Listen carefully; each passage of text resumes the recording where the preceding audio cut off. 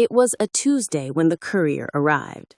Not an email, not a text. A small, heavy linen envelope sealed with a custom wax stamp bearing the family crest.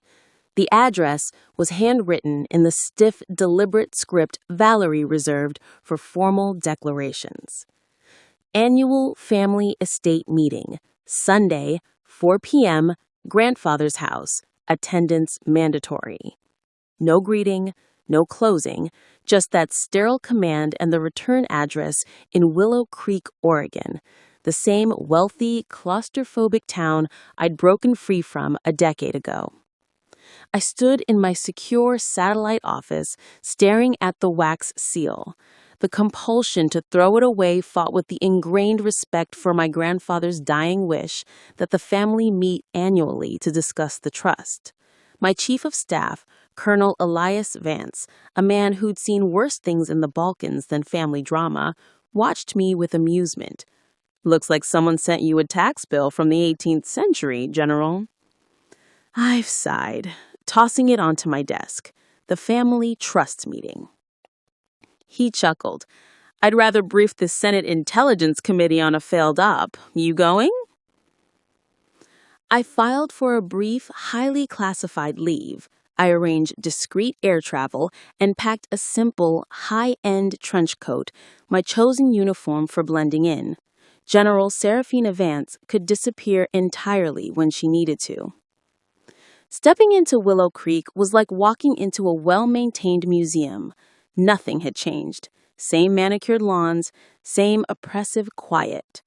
When my unmarked vehicle pulled up to the estate, I saw Valerie's pristine white Porsche parked perfectly by the main entry. She hadn't just taken over the town, she'd taken over the aesthetics. I rang the bell.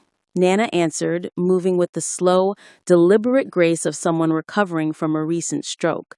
She pulled me into a hug and whispered, "Stay on your mark, dear. She's loaded for bear." I hadn't even spoken. Inside, the house smelled of old money, polished mahogany, and an artificial chill. Valerie stood by the fireplace, arms crossed, wearing a tailored suit and the smug satisfaction of the family executive trustee.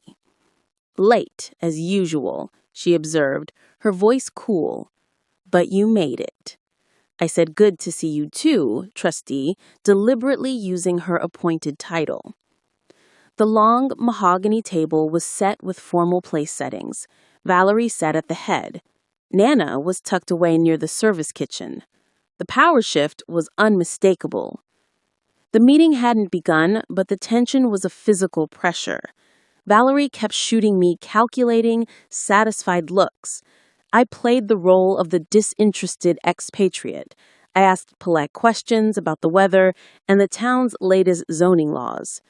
Then I noticed the anomaly, the photographer. Not a relative, but a small, nervous man with a high-grade camera standing near the doorway, pretending to admire the grandfather clock. I leaned back. Something was profoundly, deliberately wrong. I need to know I'm not the only one who's experienced this kind of calculated family betrayal. If you have ever felt like a black sheep in your own family, type "betrayed" in the comments below. And before we get into the heart-stopping action to come, please subscribe to the Revenge Dose channel and let us know where in the world you're watching from. Thank you for being here. Valerie stood. The murmurs died instantly. "Before we discuss the trust disbursements," she announced, her voice pitched for maximum attention, "I have a mandatory disclosure." She walked to a side table and picked up a thick, red-tabbed binder.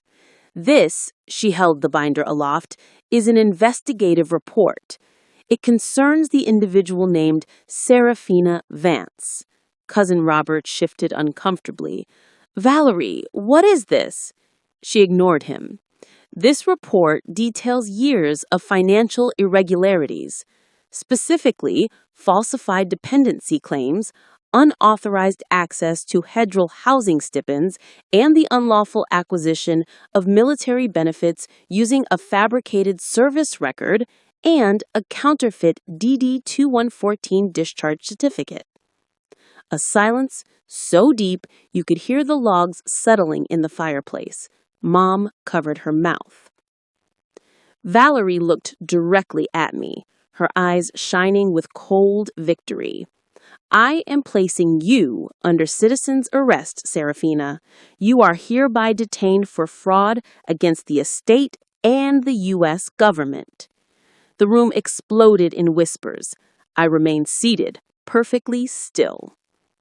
Valerie, stop this, Nana cried. This is official, Nana. She is not the decorated general you think she is. She is a fraud. She came around the table and produced a pair of handcuffs, shiny local police issue. She slammed them onto the table. Stand up and turn around. I rose slowly. You think you can arrest me based on a civilian report? You've been lying for 10 years, she hissed, yanking my arms behind me and snapping the cuffs on too aggressively. You disappear, you come back rich, you hint at these missions. It was all a fantasy, and I have proof. She pushed the red binder towards the table. Everything is here. This isn't personal. This is a fiduciary duty. Then why didn't you contact federal marshals? I asked, my voice dangerously even. She hesitated, her breathing shallow. I have local jurisdiction, and I am pressing charges.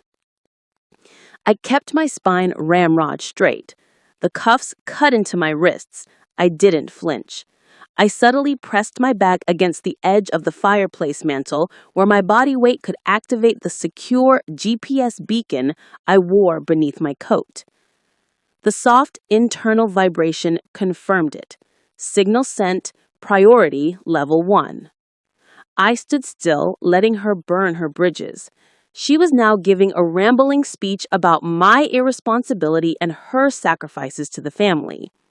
You need to confront what you've been avoiding, she parroted her amateur detective's notes. You left. You think you're better than us. I am where I am because of my choices, I corrected quietly, and you are where you are because of yours. She flinched, then raised her voice. The bank confirmed they received multiple reports of fraud against the general's accounts. You have been lying for years. The bank confirmed fraud on the account that you attempted to access, I corrected. They flagged it for me. She stammered. I saw the first genuine crack of fear. She realized her proof was built on her own illegal entry and theft of federal, or what she thought was federal, property. Across the street, a dark green armored sedan pulled up. No lights, no siren. It was the heavy, distinct profile of an Army Special Operations vehicle. Valerie hadn't noticed. She was too busy trying to regain control. She grabbed the handcuffs and clipped the lock tighter. You'll be processed at the sheriff's station, and we'll hold you until the U.S. Attorney's Office takes custody. And who signed the warrant for this citizen's arrest? I asked. She glared. I did. As trustee and an authorized representative of the family, I have authority on the estate property.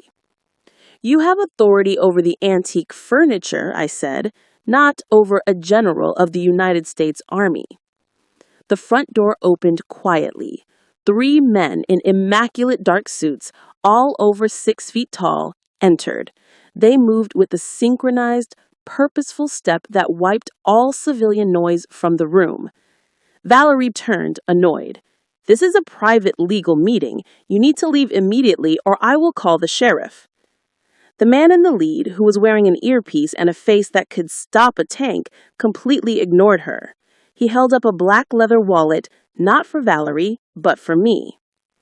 Then he looked past her directly at the woman in handcuffs by the mantelpiece. He gave me a salute so sharp, so perfect, it was terrifying. General Vance, he said, his voice a low, steady rumble that cut through the silence. We have secured the compromised site. Your transfer is complete. The entire room went dead silent. Mom gasped. Valerie's jaw went slack as she finally understood the meaning of the 3 stars she'd spent a decade denying. She hadn't arrested her lying sister. She had illegally detained a sitting, active general and exposed a classified trust fund. I returned the salute, the handcuffs rattling slightly. Thank you, Colonel. The operative in the blue suit is currently tampering with state and federal evidence.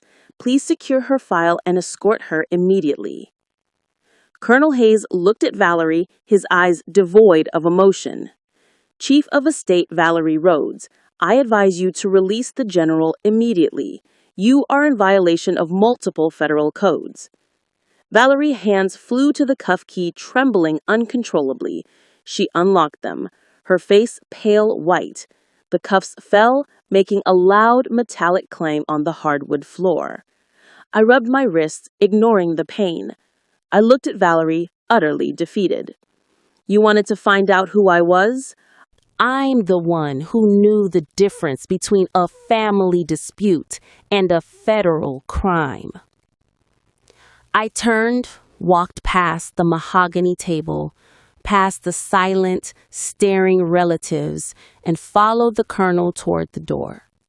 The revenge wasn't in her arrest, but in the final, undeniable proof that the general had never been the one who ran. If your story proves that your quiet dedication beats loud arrogance every time, I need you to type victory in the comments. And don't forget to subscribe to the Revenge Dose channel for more stories of ultimate vindication.